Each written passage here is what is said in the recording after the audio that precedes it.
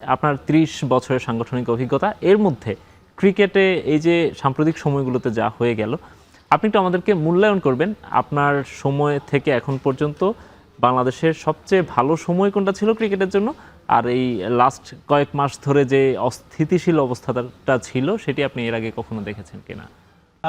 আমার কাছে মনে হয় যে ফার্স্ট সফলতাটা এসেছিল আমাদের টেস্ট স্ট্যাটাস ২০০০ সালে। না, 2000 সালে। আপনি যদি 2000 সালে স্ট্যাটাস পেয়েছি, কিন্তু এটার যে সাংগঠনিক আপনি যদি খেয়াল করে থাকেন, আমাদের প্রসিডিউরটা শুরু হয়েছে 1998। এবং আপনি দেখেন যে 1998 আমরা মিনি ওয়ার্ল্ড কাপে করেছি, তখন আমাদের একটা স্টেডিয়াম ছিল।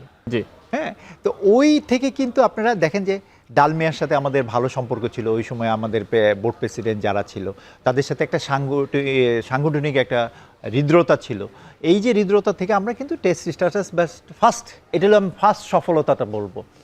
আর ওই 2000 পরে 2001 থেকে 2006-এর মধ্যে যে বোর্ডটা ছিল, সেই বোর্ডটাকে আমি সবচেয়ে বেশি সফল মনে করবো, বিকজ ওই যে আমি যেটা বলতেছিলাম যে প্লেয়ার প্রোডাকশন, হাই পারফরমেন্স, এবং আপনারা যদি খেয়াল করে থাকেন যে ব্যাটগুলিও কিন্তু বাংলাদেশি ব্যাট বা অনেক কম দামি ব্যাটে ইউজ করতো বাঙালি প্লেয়াররা।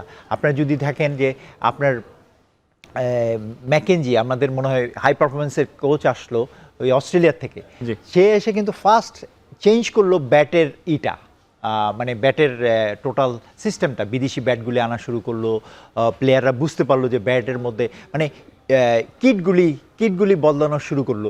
তো ওই সময় থেকে কিন্তু ওই টাইমে অনেক কিছু, যেমন আপনারা খেয়াল করে থাকেন যে 2007-এ আমরা সবচেয়ে বেশি সফল হয়েছি।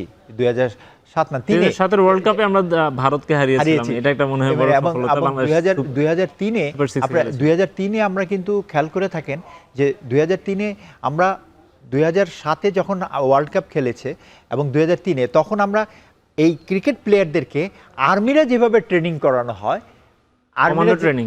হ্যাঁ, যে আর্মিরা যেখানে ট্রেনিং করানো ওখানে ট্রেনিং করানো হয়েছে, ওটার ফল কিন্তু আমরা পেয়েছি।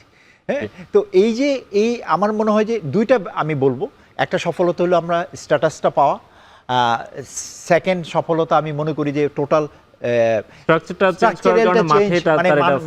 মানুষের স্ট্রাকচারাল চেঞ্জ এবং বিদেশি কোচ থেকে ধরে বাইরের অস্ট্রেলিয়ান হাই পারফরমেন্স কোচ থেকে ধরে যে সিস্টেম এবং কিটগুলি, এই সিস্টেমের মধ্যে এই জিনিসটা কিন্তু ওই টাইমে হয়েছে। তারপরে শুধু খালি আগে মানে আপনি কিন্তু ওইটারই ফল আমরা ভোগ করেছি।